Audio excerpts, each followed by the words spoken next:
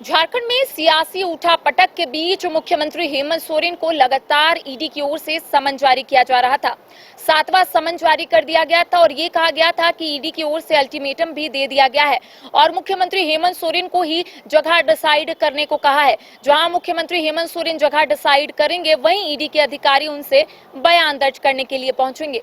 नमस्कार, news bioscope में आप सभी दर्शकों का स्वागत है। आपके साथ मैं हूं करिश्मा। झारखंड की सियासी सरगर्मी तेज हो गई है।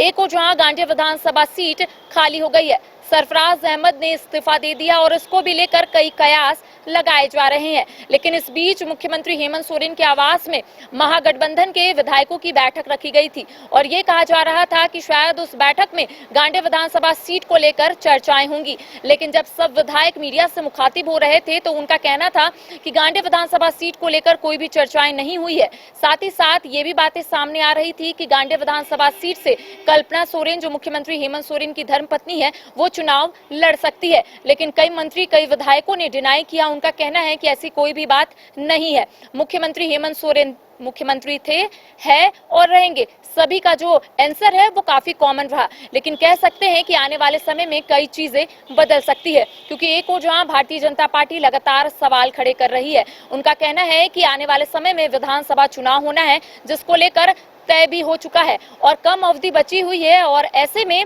चुनाव यहां पर कराना ठीक नहीं है। गांधी विधानसभा सीट को लेकर निशिकांत दुबे लगातार बयान देते हुए नजर आ रहे हैं, लगातार ट्वीट भी कर रहे हैं। साथ ही साथ हाईकोर्ट और सुप्रीम कोर्ट का हवाला भी देते हुए नजर आ रहे हैं। एक और जहां भारतीय जनता पार्टी का कहना है कि उपचुनाव होना इम्पॉसिबल है, तो वहीं दूसरी ओर आपको लगातार कल की तस्वीर दिखा रहे थे जब झारखंड मुक्ति मोर्चा के शिष्टमंडल जो है चुनाव आयोग पहुंचते हैं और वहां पर उपचुनाव कराने का आग्रह भी करते हैं। साथ ही साथ जब सुप्रियो भट्टाचार्य से हमारी बातचीत हुई थी तब उनका स्पष्ट रूप से कहना था, क्योंकि झारखंड मुक्ति मोर्चा की एक सीट खाली हो चुकी है और झारखंड मुक्ति मोर्चा चाहता है कि वहां पर जल्द से जल्द उपचुनाव हो।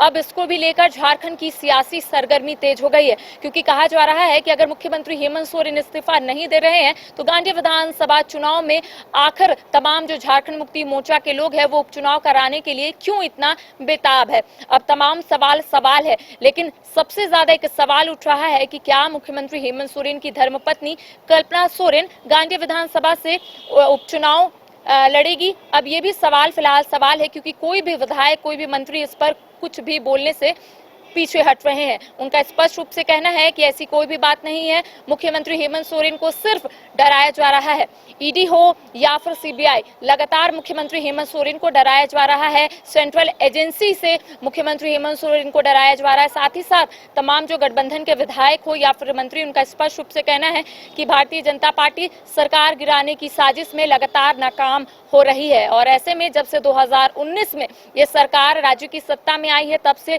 बीजेपी सरकार को गिराने की साजिश कर रही है। ये खुद केंद्रीय महासचिव सुप्रियो भट्टाचार्य ने कहा है। उनका कहना है कि मुख्यमंत्री हेमंत सोरेन डरेंगे नहीं, बल्कि लड़ेंगे और हम लोग उनके साथ है। अब देखने वाली बात होगी कि आखिर गांधी विधानसभा उपचुनाव होता है या फिर नहीं। भारतीय जनता पार्टी सवाल खड़े कर रही है और ये भी देखने वाली बात होगी कि अगर उपचुनाव होता है तो आखिर कौन उम्मीदवार रहेगा। क्या मुख्यमंत्री हेमंत सोरेन की धर्मपत्नी कल्पना सोरेन उम्मीदवार रहेगी या फिर कोई अन्य रहेगा। लेकिन फिलहाल कई सवाल है और जब तमाम लोग या फिर मंत्री हो या फिर विधायक जब अपनी बात रखेंगे, तब चीजें जो है थोड़ी थोड़ी स्पष्ट होनी शुरू हो जाएगी। लेकिन ये कहना भी गलत नहीं होगा कि भारतीय जनता पार्टी ने कहा है कि सरफराज अहमद ने झारखंड मुक्ति मोर्चा के दबाव में आकर इस्तीफा दिया है। अब धीरे धीरे चीजें जो है वो स्पष्ट होगी और हम आपको तमाम अपडेट भी देते रहेंगे। फिलहाल मुझे और सहयोगी विकास को दे इजाजत। नमस्कार। राजधानी रांची में वाइल्ड वादी लेकर आया है रांची फ्लावर पार्क, जहां आकर्षक फूल मोह लेंगे आपका दिल। रात में आकर्षक लाइट से नजारा होगा रंगीन। परिवार के साथ उठाइए ट्रैम्पोलिन पार्क का लुत्फ। की जगह पर मिलेगा amusement park, zip line, bird park, picnic और कुल्हड़ चाय का भी मजा। Monday to Friday entry fee सिर्फ 200 रूपए और सैटरडे और हॉलीडेज में महज 300 रूपए में भरपूर मनोरंजन। तो आइए वाइल्ड वादी।